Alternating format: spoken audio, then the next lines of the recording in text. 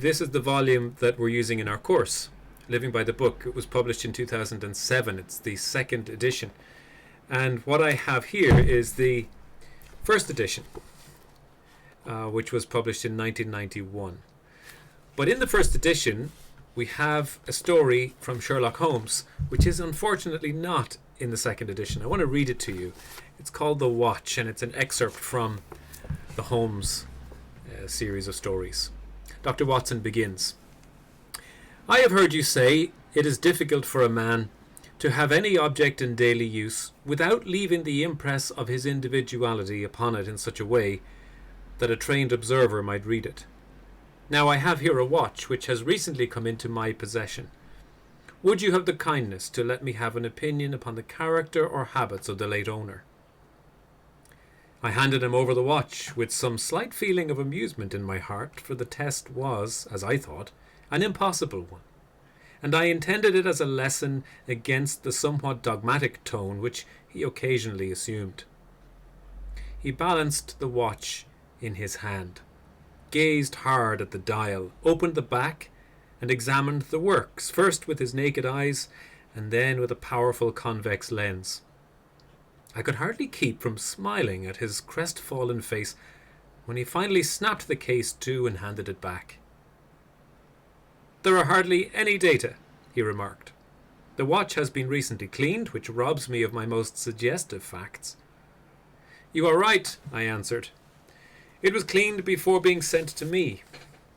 In my heart I accused my companion of putting forward a most lame and impotent excuse to cover his failure.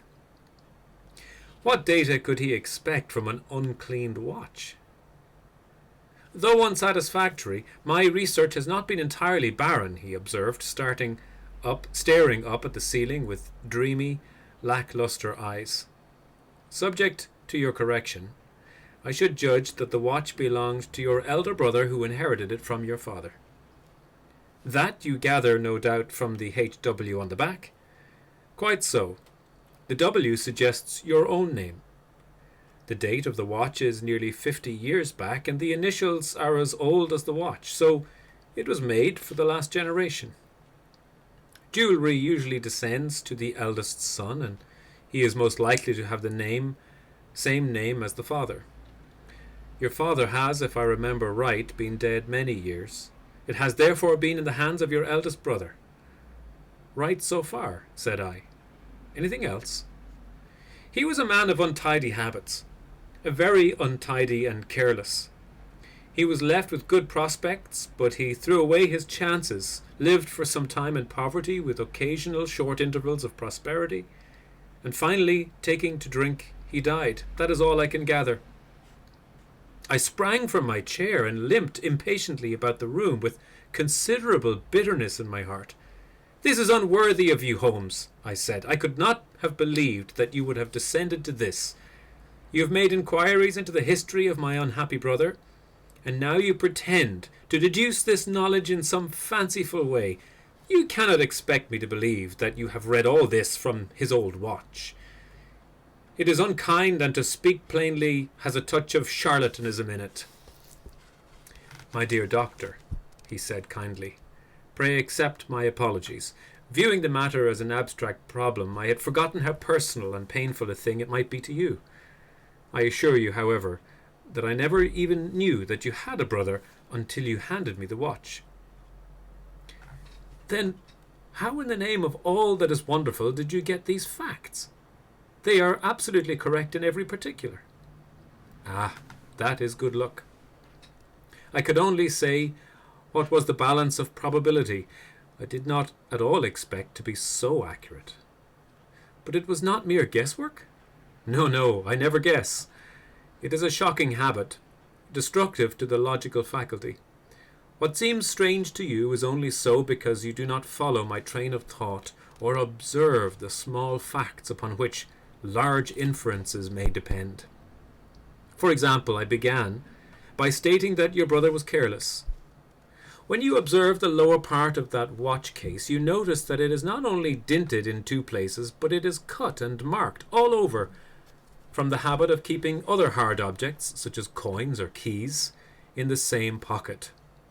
Surely it is no great feat to assume that a man who treats a 50-guinea watch so cavalierly must be a careless man. Neither is it a very far-fetched inference that a man who inherits one article of such value is pretty well provided for in other respects. I nodded to show that I followed his reasoning. It's very customary for pawnbrokers in England, when they take a watch, to scratch the numbers of the ticket with a pin-point upon the inside of the case.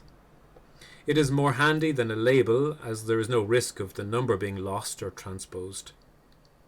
There are no less than 4 such numbers visible to my lens on the inside of this case.